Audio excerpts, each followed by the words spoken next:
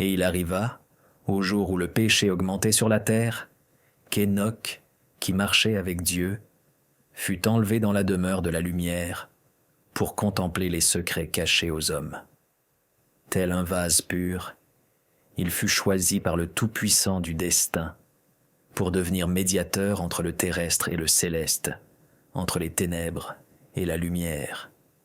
Élevé sur les ailes des archanges Michel, Raphaël et Uriel, il marchait dans les cercles lumineux, où l'éclat du feu inextinguible tissait les alliances sacrées de l'être.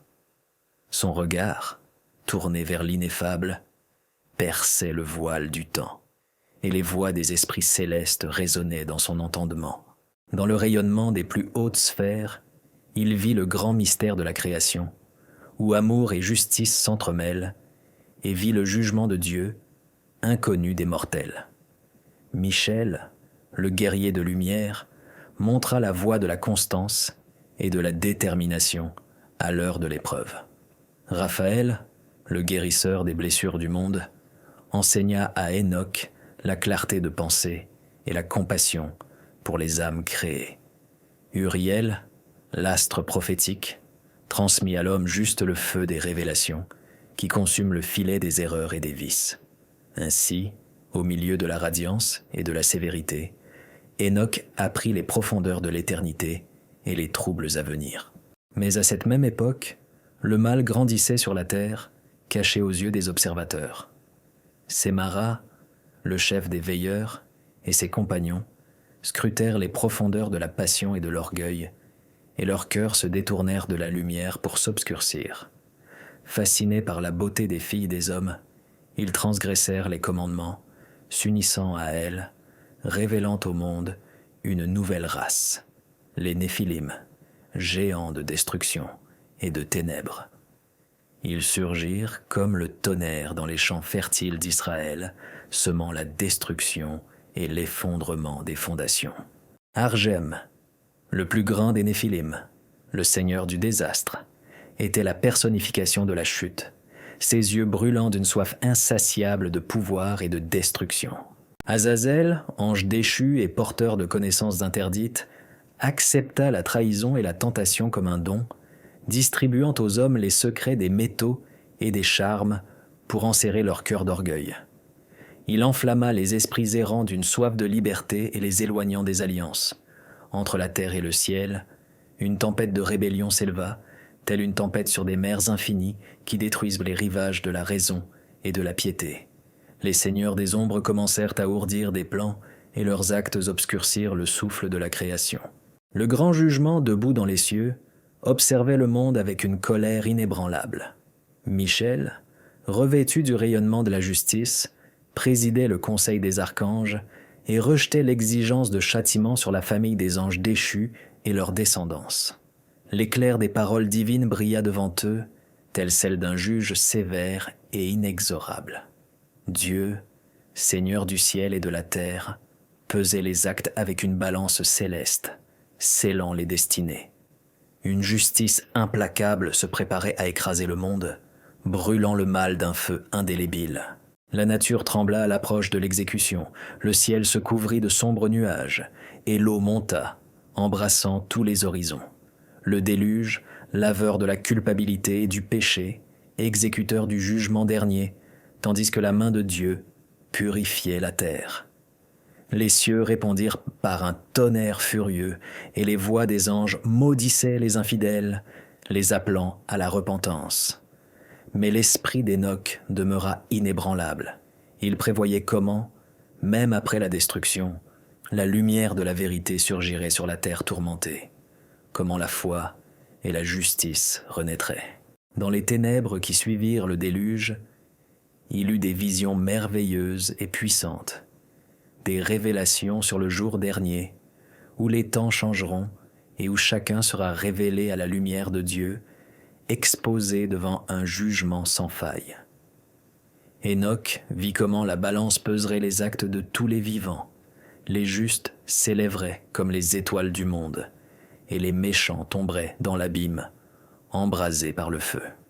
Son cœur était empli d'une anxiété et d'un espoir sacré, comme l'aube après une nuit noire, apportant la promesse d'une nouvelle conspiration avec le ciel. Il acquit ainsi le pouvoir de captiver par des paroles de sainte vérité, de transmettre aux hommes l'histoire du secret, les avertissant des troubles à venir et les appelant à une foi et une obéissance inébranlables. La vie entière d'Hénoch devint une cage de flammes vives qui illumine les ténèbres des illusions et attire vers les hauteurs célestes.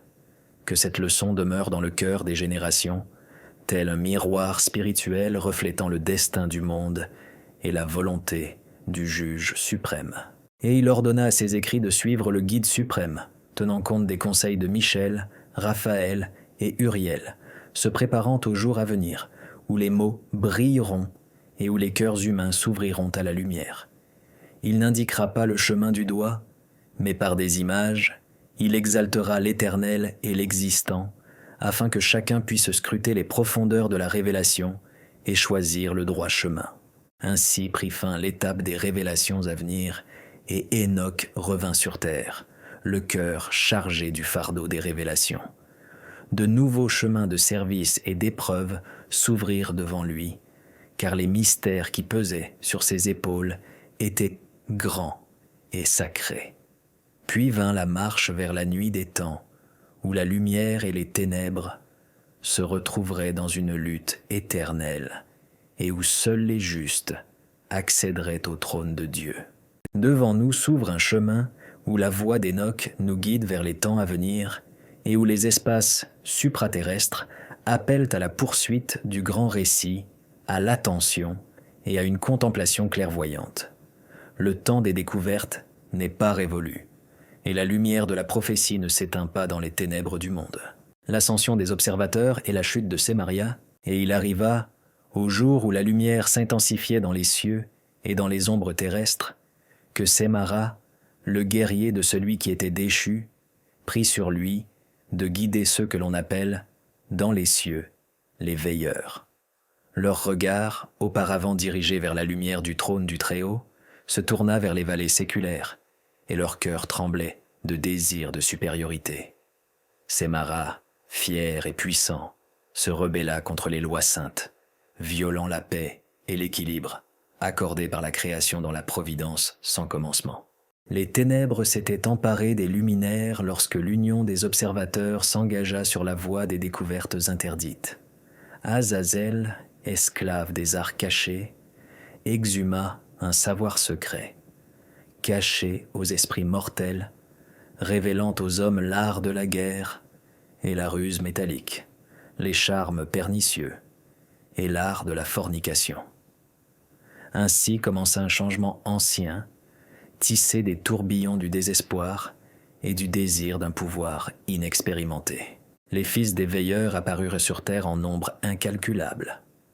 Appelés les Néphilim, géants de passion et de puissance rebelle, Argem, chair de grandeur et de cruauté, menaient leur armée, semant la peur et la mort parmi les races humaines. Ils errèrent sur terre, semant le mal, éclipsant la lumière du ciel par leurs péchés et détruisant l'harmonie qui, dès l'origine, fondait le monde.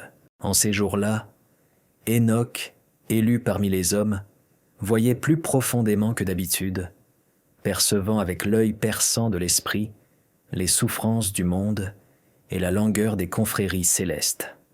Raphaël, le guérisseur et mentor, lui révéla les trésors antiques de l'esprit, connus seulement des élus, tandis qu'Uriel, illuminé par la lumière, révélait les secrets des destinées futures, accordant à Hénoch une sagesse incompréhensible aux mortels.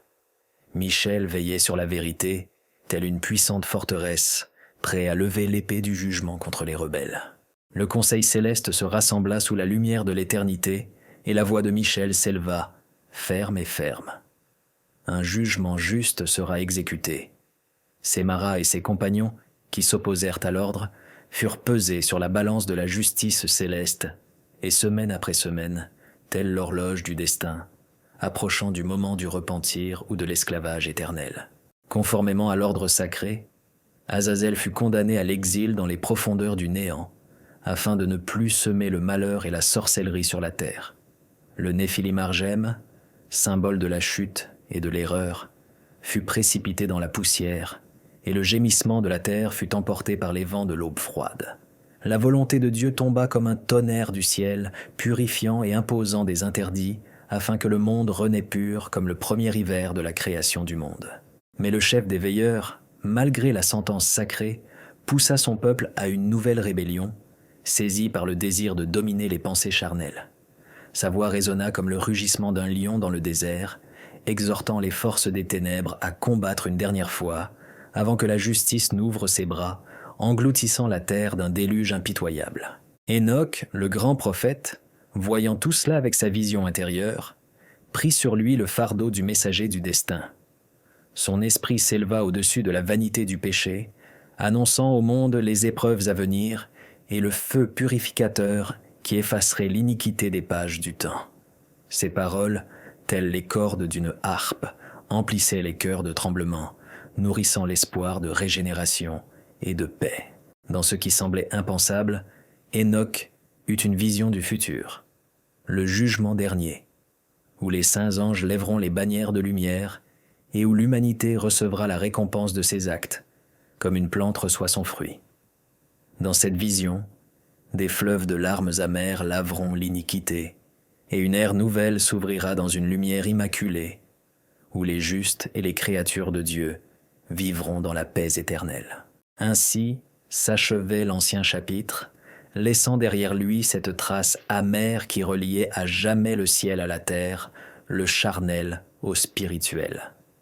Et maintenant, ayant surmonté les tempêtes du temps, le châtiment à venir attend ses exécuteurs. La parole éternelle nous résonne dès maintenant. Veillez, car l'heure du jugement est proche. Et dans cet appel résonne la puissance et la grâce incarnées dans la prophétie d'Enoch. Ne nous lassons pas d'observer les commandements en nous inspirant de l'exemple des temps anciens, afin de ne pas reproduire les erreurs du passé et d'éviter d'éteindre la lumière que le Créateur nous a donnée pour une errance éternelle. Après le jugement, le renouveau viendra, et alors la justice sera exaltée, comme le soleil levant à l'aube d'un monde nouveau.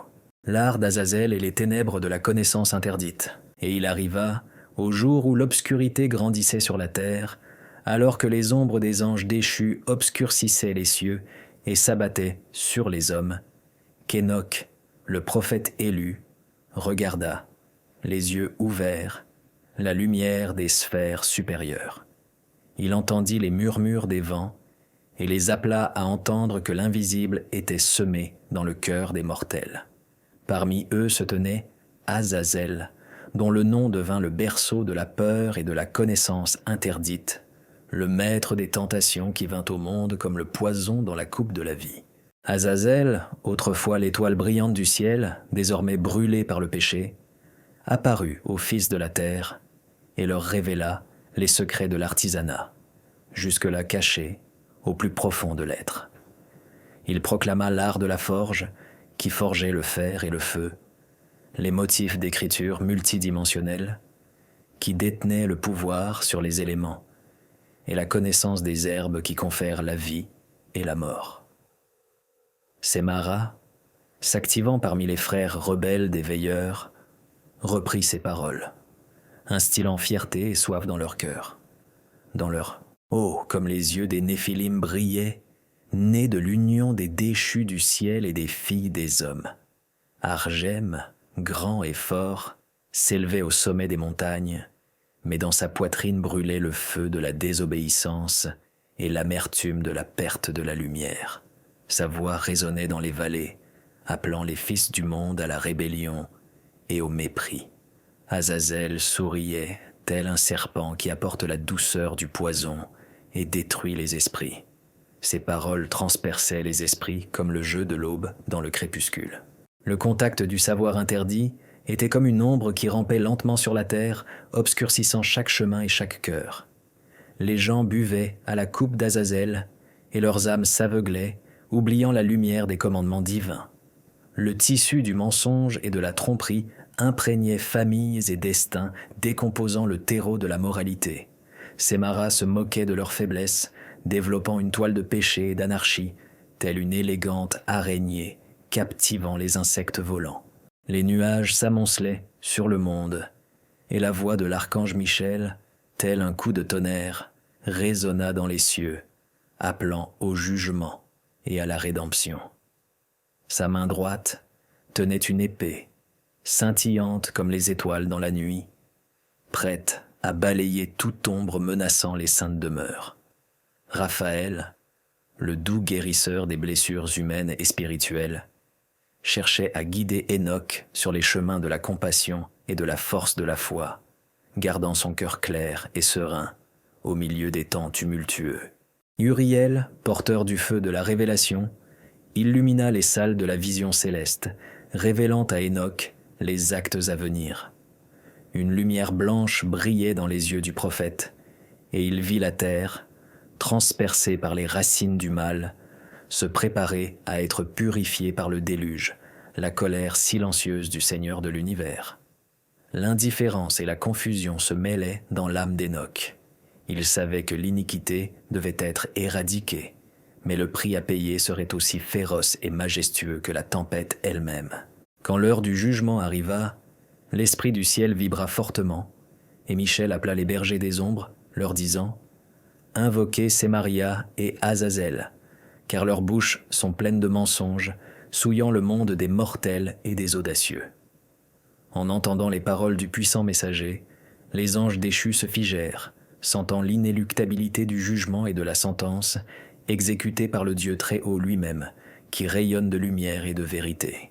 Le déluge de la colère céleste, tel un torrent tumultueux, enfouit la terre dans les profondeurs de l'eau, balayant les sortilèges des créatures pécheresses. Les Néphilim, fiers et rebelles, virent leur pouvoir s'effondrer comme poussière devant le tourbillon du châtiment sacré. La foudre perça les ténèbres, et le tonnerre explosa sur les fissures du monde, telle la voix de la loi, rétribuant selon les actes des hommes et du ciel. Enoch, au milieu des tempêtes et des éléments, vit en vision les temps à venir où la lumière de la vérité pénétrerait jusqu'aux profondeurs les plus obscures du cœur humain. Il contempla le jugement dernier, où tous les êtres répondraient de leurs actes, où les justes s'élèveraient et les rebelles sombreraient dans l'oubli. L'image d'un trône resplendissant, entouré d'anges et de nuées de langues de feu, ne quittait pas son esprit, emplissant son âme d'espoir et de tremblement.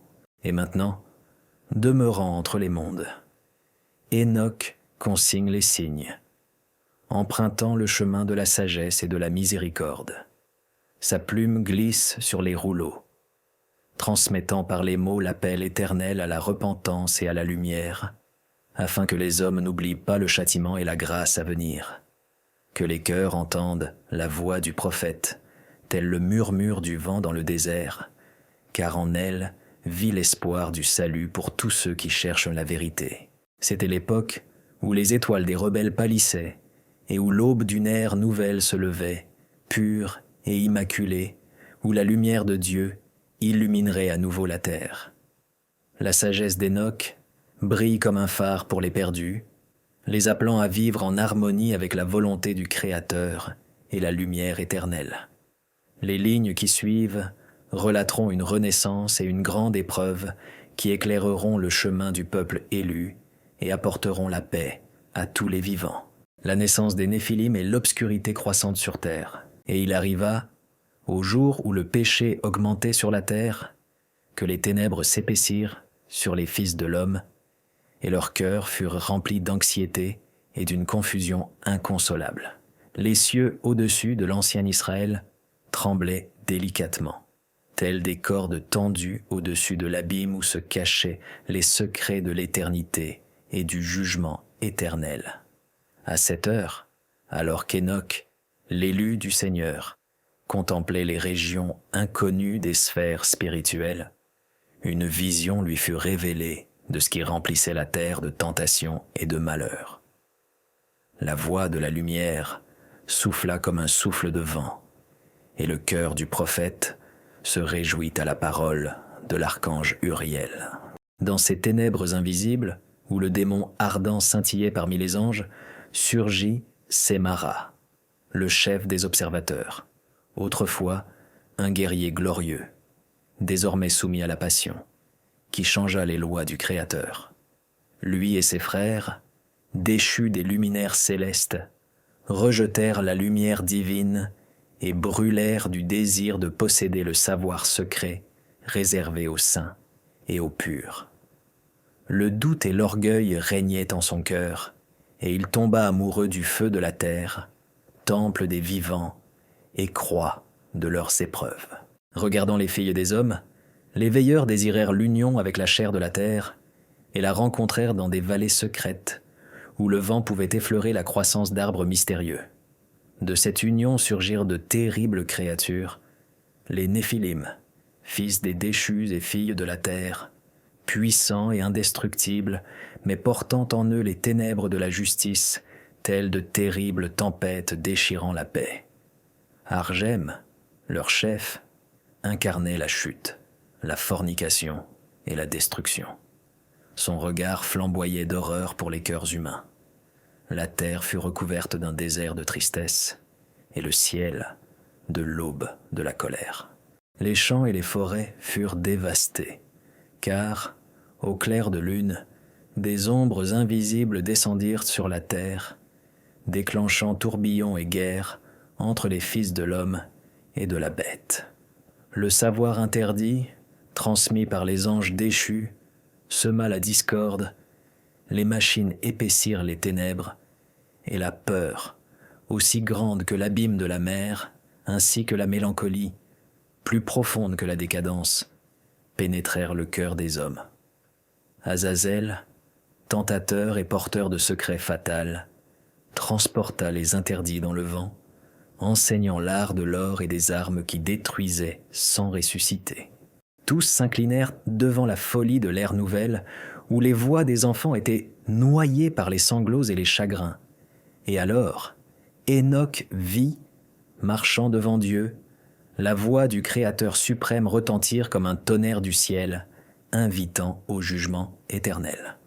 Les archanges Michel, le défenseur de la justice, Gabriel, le messager de la miséricorde, Raphaël, le guérisseur des âmes souffrantes, et Uriel, qui crée la lumière à partir de la lumière et des secrets, se réunirent.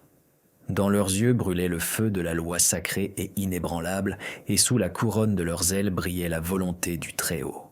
La cour céleste s'élevait au-dessus de la terre, et ses paroles étaient comme des lames gravées au cœur des ténèbres. Qui a vu le chemin du péché et en a porté le feu?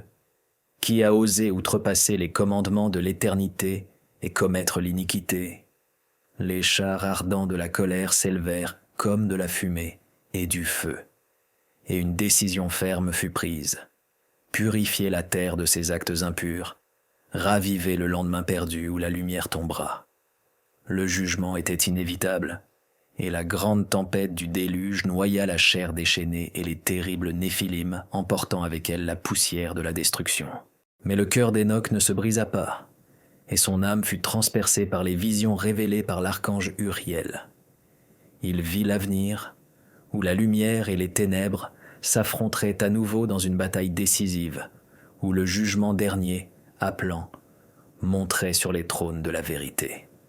Là, chacun serait récompensé selon ses actes, et l'aube d'un ciel et d'une terre nouveaux brillerait après les ténèbres de la mort.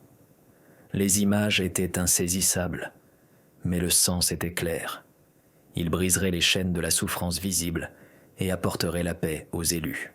Dans ce monde de vents anciens et de fruits dangereux, subsistait une alliance d'amour et de justice, gravée dans le cœur de ceux qui écoutaient la voix du prophète Enoch. L'encre de ses paroles, telle la rosée sur l'herbe du matin, trace la voie pour se libérer des liens du péché et trouver la lumière vivante dans le cœur. Que l'homme s'humilie devant la majesté du juge céleste, afin que son esprit s'élève dans le souvenir de l'éternité et trouve la guérison des blessures des jours passés. Ainsi, il nous guide à travers les ténèbres vers une aube nouvelle où il se lèvera, et la voix de l'éternité sera certainement entendue. Et le passage transcendantal était prévu dans les scènes ultérieures du renouveau spirituel et de l'illumination d'Enoch, où le feu de la vérité dissiperait les vestiges de desseins impies, ouvrant aux yeux des humains les portes de l'au-delà, ouvrant la voie au salut et à la rétribution. Que la foi demeure en ton cœur, ô errant des sentiers anciens, car des profondeurs de la décadence et des ténèbres surgit la lumière du jugement éternel. Le jugement céleste est le grand châtiment de Dieu, et il fut un temps où les ténèbres approchèrent du seuil du ciel, et la voix d'Hénoch, le prophète bien-aimé, s'éleva dans l'obscurité de l'aube. Il se tenait au bord du vaste monde qui s'étendait entre les étoiles et les eaux sans rivage, et la lumière naissante illuminait son visage comme un nuage de grâce. L'éclat du premier feu jouait dans ses yeux perçants, car Dieu l'avait choisi, l'avait placé sur les mystères inconnus, pour contempler le destin de la création et entendre le verdict du roi éternel. Des hauteurs des sphères sacrées résonna un rugissement, tel le tonnerre dans une forêt de pins lors d'une grande tempête. L'archange Michel, farouche défenseur de la lumière, revêtait l'armure éclatante de la vérité et de la justice, à la tête d'un conseil de guerriers saints. Son regard était implacable, tel l'aube, lorsque le soleil chasse impitoyablement les ombres de la nuit. Michel leva les mains vers le ciel, et à chaque prière, une pluie de feu s'abattait du ciel, prête à juger les rebelles.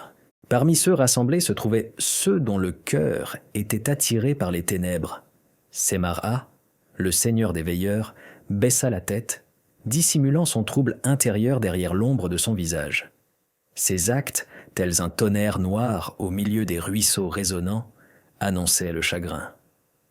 Azazel, le porteur du savoir interdit, leva la main, comme pour saisir les fils invisibles de la tentation, répandant la vérité et semant le doute dans le champ des hommes. Son visage était tourné vers le ciel, mais son âme tremblait de peur du jugement prochain. Les portes du ciel s'ouvrirent, et la voix du Très-Haut, tonitruante et puissante, retentit sur le monde entier. Sa grandeur était indescriptible, car l'éclat de sa gloire éclipsait le soleil et les étoiles. Il annonça le début d'un juste jugement, où les actes et les pensées des rebelles et des déchus seraient révélés. Une grande rupture dans la structure de l'univers annonçait l'imminence du déluge qui effacerait la méchanceté de la surface de la terre. Argem, un géant parmi les Néphilim, dominait la foule tel un chêne centenaire pris dans la tempête. Ses yeux flamboyaient du feu du désespoir et du défi, sa voix résonnait comme le tonnerre dans un ravin. Il marchait parmi les siens, lançant un appel à la rébellion, ignorant ce qui pesait sur ses épaules et le sort de la rébellion. Mais le jugement était proche, et l'exécution inévitable. Son sort et celui des siens captivaient le monde entier, saisi d'un frisson d'horreur. Michel, invoquant la loi sacrée, s'assit sur un trône de lumière gigantesque et inébranlable. Ses paroles, telles une épée acérée, transpercèrent les ténèbres et révélèrent le vide intérieur des rebelles. Ils tremblèrent comme des épis de blé au vent, face à l'invincible vérité. Raphaël, guérisseur des âmes et mentor d'Hénoch, s'approcha discrètement du prophète, lui touchant l'épaule, irradiant une lumière de paix et de miséricorde, prévenant tout découragement excessif. Uriel, le porteur radieux des révélations divines, déploya ses ailes sur tous ceux qui étaient rassemblés, et dans ses yeux scintillaient les secrets de l'univers. Sa voix résonnait comme le murmure d'une rivière dans la forêt matinale, apportant espoir et annonçant le salut à ceux qui se tourneraient vers la repentance. Dans ses mains brillait un parchemin où étaient inscrites les destinées des déchus et des nobles. Il obéit à l'ordre du ciel, reliant le présent à l'avenir. À l'instant même où les cieux s'ouvrirent et où les eaux s'élevèrent au-dessus de la terre, la puissance de la colère divine se déversa en torrents, tels des flammes, engloutissant toute la création. La brise caressant l'herbe devint le rugissement d'un torrent, et les ténèbres furent scellées dans les profondeurs de l'oubli. Hénoch se tenait au sommet de la montagne, et chaque rafale de vent résonnait comme le murmure des anges, annonçant le renouveau à venir. Son regard était fixé au loin, là où la lumière perçait les nuages, annonçant le jour de la nouvelle alliance. Les larmes du ciel se mêlèrent à la terre, la purifiant de l'erreur et du péché, comme le feu purifie l'or de ses impuretés. Les cris des Néphilim s'éteignirent, disparaissant sous l'assaut des eaux et la justice du grand juge. Le chant de contemplation du prophète s'emplit d'images de destinées futures où le monde renaîtrait dans la gloire et la paix, et où la justice triompherait. Cette vision pénétra le cœur d'Hénoch, le remplissant de la détermination d'apporter la lumière à l'humanité. Les vents du changement tourbillonnaient autour du corps fatigué du prophète, et chaque souffle semblait un hymne d'espoir et de foi.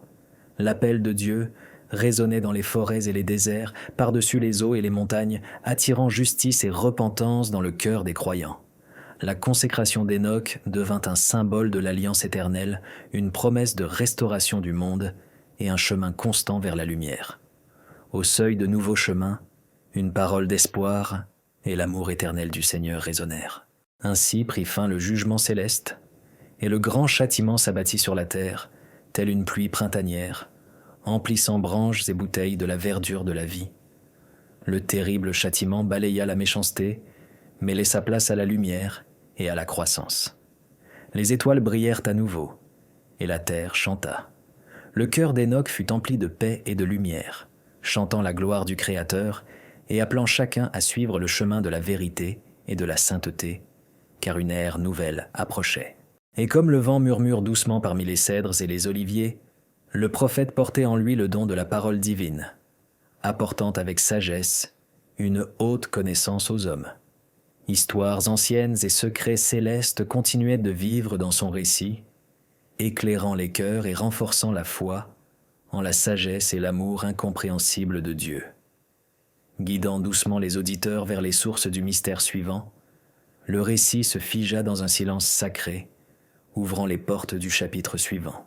Les visions d'Hénoch sur l'avenir et le jugement dernier. Et il arriva, au jour où le péché augmentait sur la terre, qu'Hénoch, qui marchait avec Dieu, fut enlevé dans le séjour de la lumière pour contempler les mystères cachés aux hommes et aux yeux de la terre, car son esprit montait vers les étoiles, où il n'y a ni ténèbres ni vanité.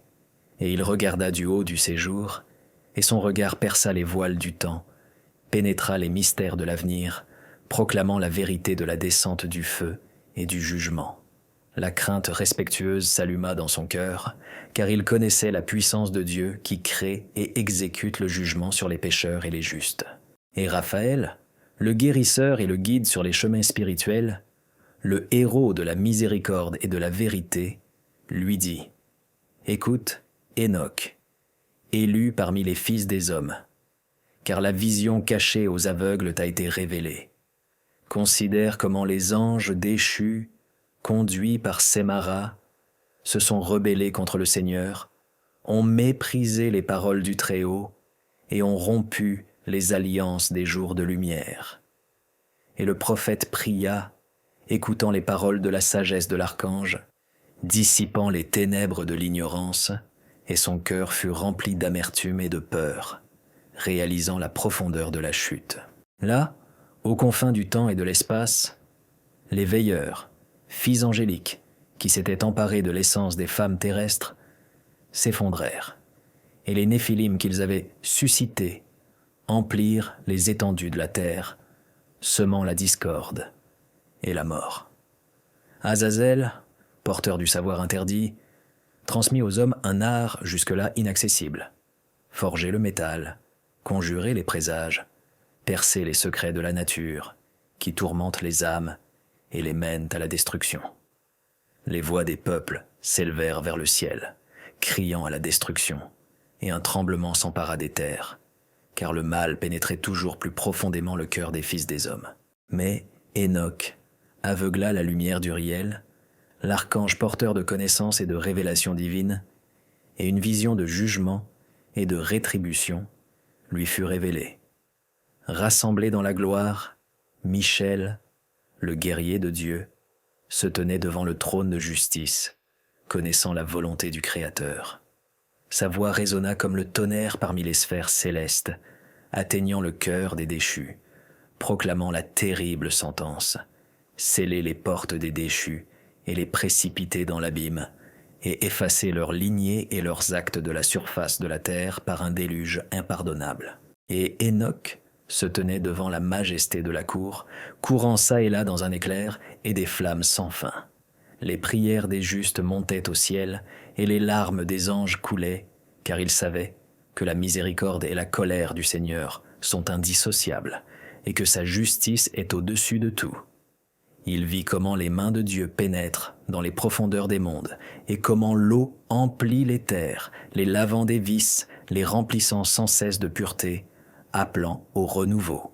En bas, les descendants des Néphilim demeuraient, tels des ombres d'espoir brisées, assoiffés de mal et de conflit.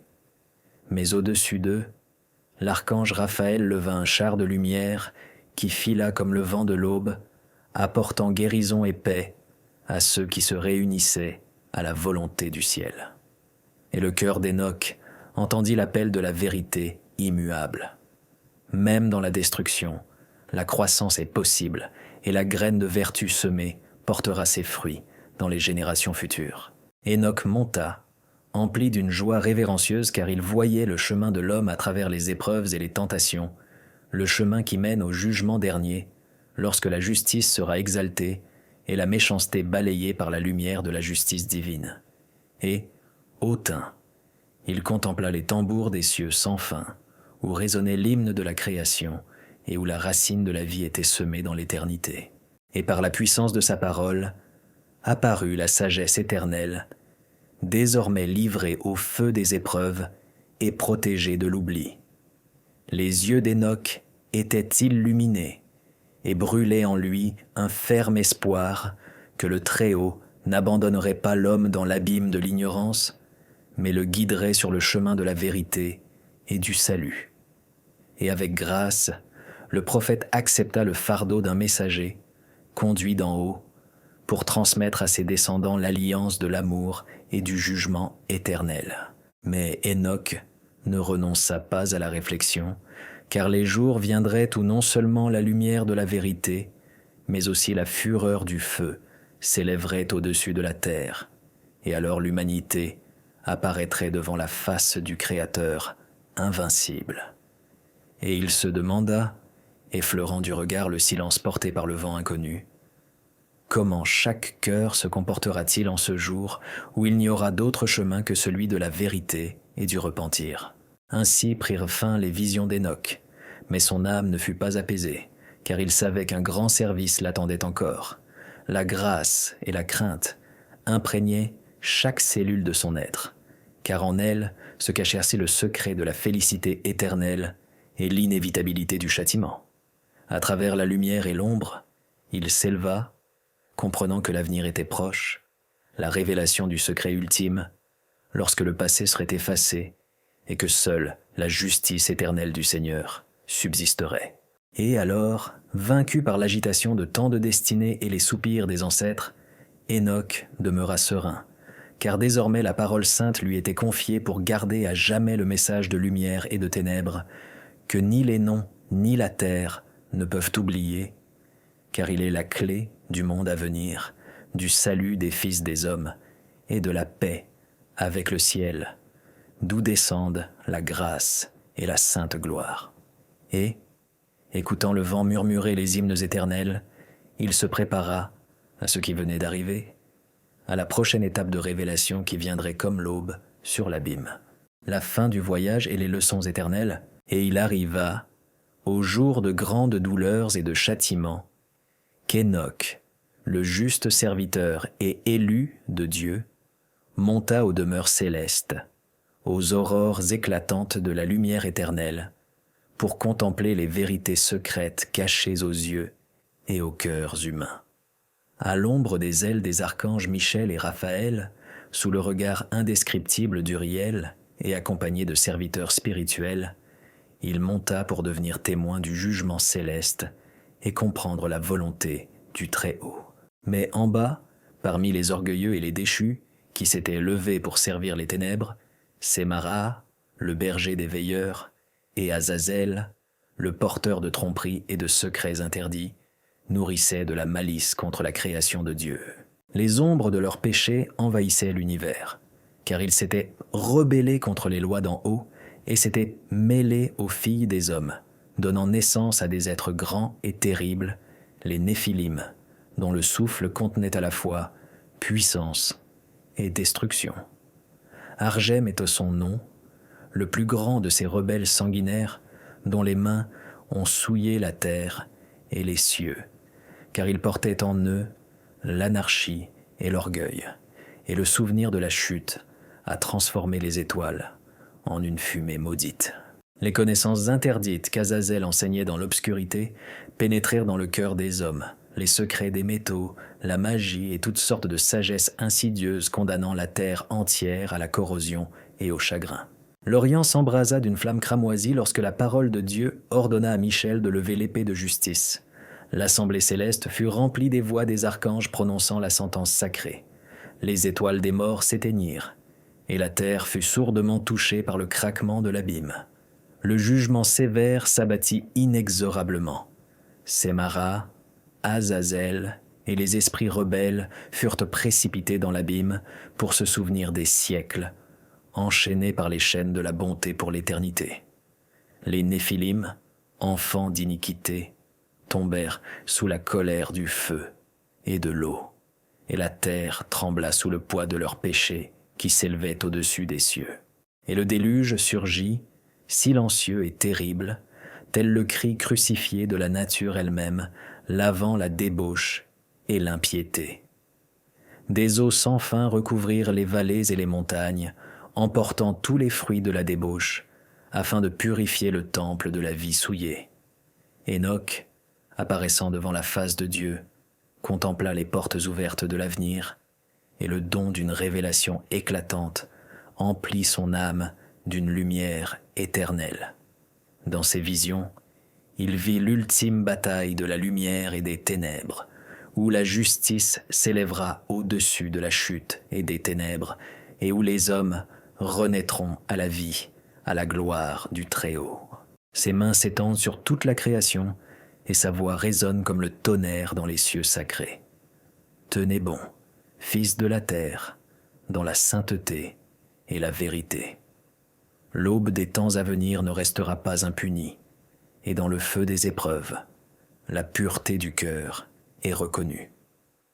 Le monde entier devant les yeux d'Enoch apparaît comme un livre ouvert, où chaque ligne est un rappel de sagesse et de vérité inoubliable, car le chemin de la mort mène au chaos et à la destruction. Mais le cœur éclairé mène à la lumière et à la paix. Et, car les ténèbres n'ont aucun pouvoir sur l'éternité, et aucune puissance ne s'élève contre la justice de Dieu. Mais quiconque contemple l'aube avec les yeux ouverts et la résolution trouvera la récompense de la paix éternelle. La terre tremble au souvenir des jugements et donne le fruit de l'obéissance. Les fleuves et les vents chantent la majesté du Créateur, et les cieux flottent comme un manteau de miséricorde et de pardon. Enoch, le prophète et écrivain, reviendra vers son peuple avec le message bienheureux de la fonction de voyant, de repentance et de salut dans les bras du ciel. Que vos cœurs, bien-aimés, ne soient de pas obscurcis par le souvenir des morts, mais élevez-vous par la prière et l'action vers le trône du Très-Haut, où jugement et miséricorde ne font qu'un, et où grandit l'espoir du jour glorieux, où l'esprit de l'homme et celui du ciel ne feront qu'un dans la lumière. Attendez-vous donc à ne pas vous laisser décourager par les épreuves, car la lumière éternelle s'éveille à travers les cieux denses, et l'aube finale promet une nouvelle alliance, un monde nouveau. Ainsi s'achève le voyage d'Enoch, et commence le grand chant de la bonté éternelle et de l'amour infini de Dieu. Et lorsque les étoiles brilleront à nouveau dans l'immensité du ciel, monument du jugement suprême, le feu de la vérité brûlera dans les âmes des vivants, et les paroles d'Enoch deviendront un symbole d'espoir et de force.